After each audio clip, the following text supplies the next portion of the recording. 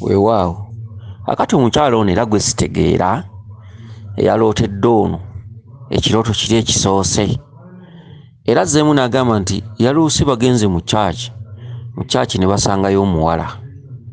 Basanze omuwala asaba naye ng'ate alabika asabira omukyala ono bibi byereere, naye ng'omukyala oli asaba akuwula Ssewamala.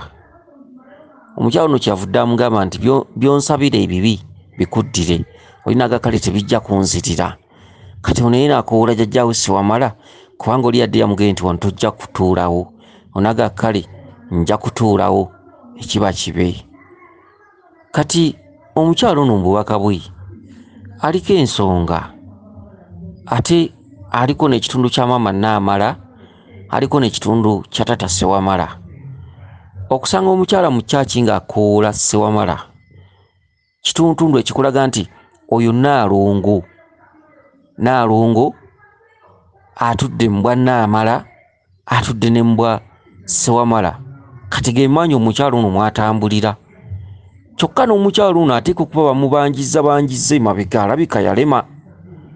Bw'aba teyalema, lubaala ono ateeka okuba akandaaliridde nga bajjajjaabe baamusuula ebbanga ddene, kubanga okutuuka okusanga omusama nga gukusabira bibi byereere, kabonero akalaga nti essanyu ly'omu nsi lirabika ttono, kubanga misambwa gye ginnannyini tuwa mirembe. Ate bw'osanga omusambwa gulaamiriza, gundi aboneebone, gundi akaabe, biki n'ekyokulya kimuwule biki, naye ng'oli akoowoola Ssewamala omumala nsonga, kiba kitegeeza kiwedde. Essaala eba emaze okukwatayo kubanga Ssewamala yamaliriza ensonga. Okitegedde? Waliwo obubaka bw'olaba n'olaba nga buli mu kkaasi bulagira buteeka ekyo mu nkola. Oli akoowoola Ssewamala ate akusabira ebibi byereere. Kati osuubira ki?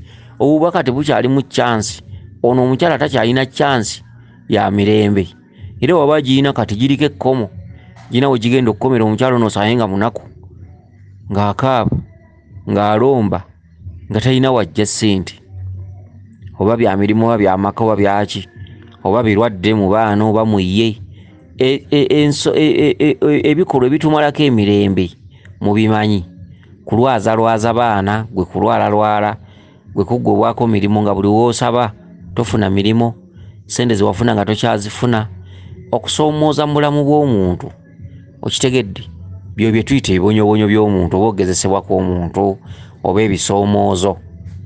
Omukyala ali mu kyaki nnyumba ya Kabaka. Okitegedde?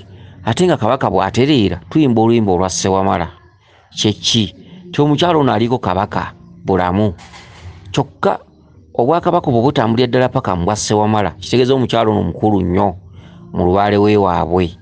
Kati omukyala gwe yasanze mu kyaki ng'akoowoola Ssewamala nga ono najja okutuulawo, omukyala namuga tojja kutuulawo, onamuga kale nja kutuulawo, oli naga tojja kutuulawo. Ono ng'awulira oli akoowoola Ssewamala, akoowoola bibi byereere, akoowoola alaamiriza ono kubeera bubi, amukoowolera mu bigambo bibi. Kyeki? Naalongo yanyiiga n'ava mu kuteesa.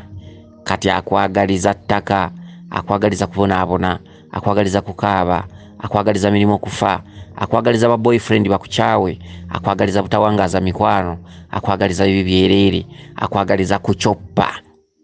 Kyokka amaanyi mwakoowolera ge gasembayo, ekiraga nti ono bye yawulidde oli alaamiriza bikwatagana kubonaabona ku ono byakuwoneddwamu dda sitampu, kuba oli akoowoola Ssewamala omumala nsonga. Okitegedde? N'olwekyo omukyalo ono abadde aluta obubaka ng'abuwa Nandawula Kizza. Omukyalo ono yeetereeze ne ku kirooto kiri kye tusoose okuwulira. N'alootera ono Nandawula Kizza ng'afumbye emmere ey'ebinyeebwa ey'amatooke biki, naye ate yagenza okulaba nga muzigo, nga mawulu. Era omukyalo ono we yaloose Nandawula yabadde agabula emmere ng'ono omukyala tamuwa. Ono yennyini omukyala n'addamu n'agamba nti naye maama ono alabika tanjagala, akaana kye kaavudde kamuwa.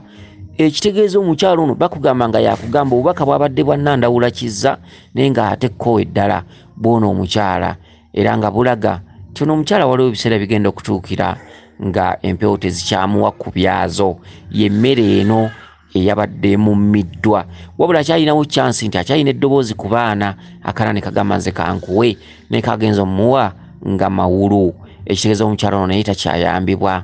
Ekitegedde empewo zirigenda okugamba nti bajjajja munkwatibwa ekisa okugenda omuwa nga zimuwa mu byayitako edda. Kale n'obubaka obw'emmere y'eminwe y'ebinyeebwa bwadde bwogera ku bantu babiri bakugamba nga yakugamba gwe yabulooseeko bumukwatako ate nono yennyini bumukwatako.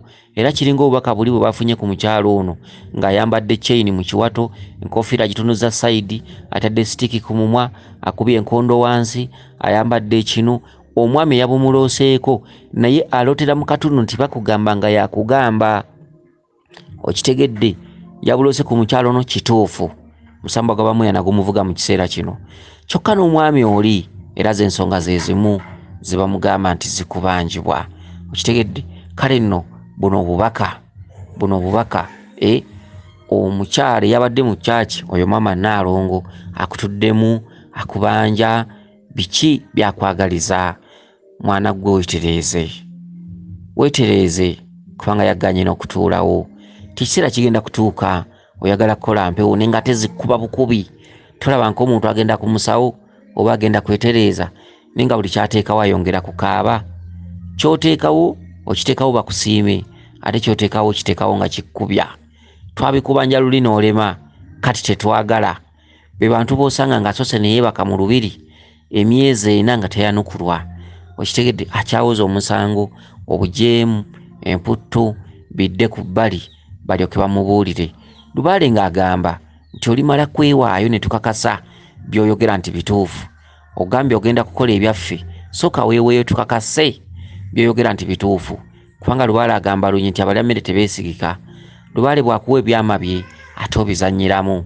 Okitegedde Lubaale bw'akubuulira ekyokkola Lubaale n'amala ebiseera n'akubulira buli kimu ate oluusi nga toli siriyasi n'obizannyiramu. N'olwekyo mukyala gwe weetereeze emisambo waliwo ekiseera wogenda okwagalira ogikola naye nga ate buli lw'ogirinnyamu gikkuba bukubi. Titukyayagala ozze otulimbalimba ebbanga ddene, ozze otubuzaabuza, ozze otwekweka. Ketusooke tukkuba emyezi 3 oluvannyuma tulyoke tukwanukule omale okulaga nti mboneredde. Okitegedde kakati nno omukyalo ono alaba ndowooza ng'alootera ono nandawula kizza kituufu naye ndaba obubaka naye abwerootera.